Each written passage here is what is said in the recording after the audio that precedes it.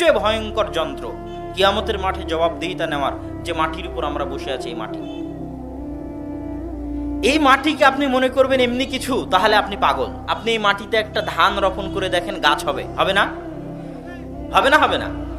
সারা পৃথিবীতে শত গাছ উৎপন্ন করছে এই মাটি আল্লাহর নির্দেশে।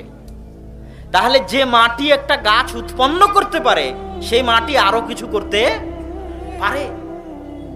এই মাটি সবচেয়ে ভয়ঙ্কর যন্ত্র। ইয়াউমাইযিন তুহাদ্দিসু আখবারাহা বিআন্না রাব্বাকা আওহা লাহা। আজ কিয়ামতের মাঠে এই মাটি কথা বলবে।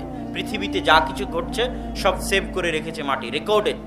যে মাটি ধান গজাতে পারে, সেই মাটি আরো কিছু করতে পারে।